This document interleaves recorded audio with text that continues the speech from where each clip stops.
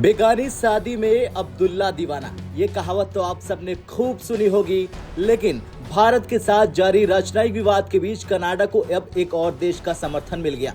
ये देश और कोई नहीं बल्कि न्यूजीलैंड है। न्यूजीलैंड ने भी राजनयिकों के निष्कासन पर कनाडा का समर्थन कर दिया। न्यूजीलैंड के विदेश कार्यालय ने एक बयान जारी कर कहा, हम चिंतित हैं कि भारत की मांग है कनाडा वहां अपनी राजनयिक उपस्थिति कम करे, जिसके कारण बड़ी संख्या में कनाडाई राजनयिक भारत से चले गए। अब लगता है कि कम नहीं बल्कि अधिक कूटनीति का समय आ गया।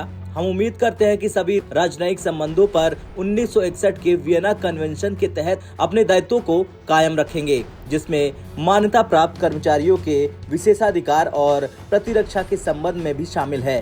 तो ये बयान था न्यूजीलैंड का। लेकिन मोदी सरकार द्वारा 41 कनाडाई राजनयिकों को वापस भेजने के कदम पर न्यूजीलैंड से पहले अमेरिका और ब्रिटेन ने भी नाराजगी जाहिर की थी। ब्रिटेन सरकार ने बयान जारी करते हुए कहा था कि भारत के इस कदम से राजनयिक संबंधों के लिए बने वियना कन्वेंशन के प्रभावी कामकाज पर असर पड़ेगा। हम उम्मीद करते हैं कि सभी देश राजनयिक संबंध के लिए 1961 में बने वियना कन्वेंशन के तहत अपने दायित्वों का पालन करेंगे। तो वहीं इसमें अमेरिका भी पीछे नहीं रहा। अमेरिकी विदेश विभाग के प्रवक्ता मैथ्यू मिलर ने कहा था कि हम उम्मीद करते हैं कि भारत राजनयिक संबंधों के लिए 1961 में बने वियना कन्वेंशन के तहत अपने दायित्वों का पालन करेगा। मिलर ने तो यह भी कह दिया था कि कनाडाई राजनयिकों के भारत से वापस जाने से हम चिंतित हैं। किसी भी मतभेद को सुलझाने के लिए राजनयिकों की जरूरत होती है। दरअसल भारत और कनाडा में जारी राजनयिक विवाद के बीच कनाडा ने भारत से अपने 41 डिप्लोमेट्स को वापस बुला लिया। तो वहीं भारतीय विदेश मंत्रालय के प्रवक्ता अरिंदम बागची ने पहले ही बयान जारी कर कह दिया था कि कनाडा के उन आरोपों को हम सिरे से खारिज करते हैं कि कनाडाई डिप्लोमेट की संख्या को बराबरी में लाने के लिए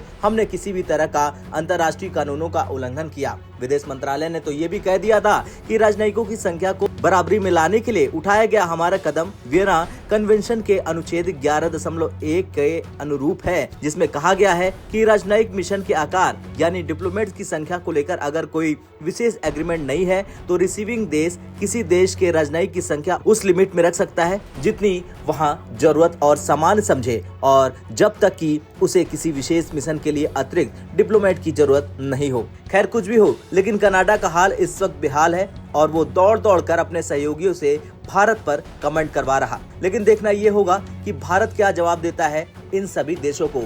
ब्यूरो रिपोर्ट, भारत तक।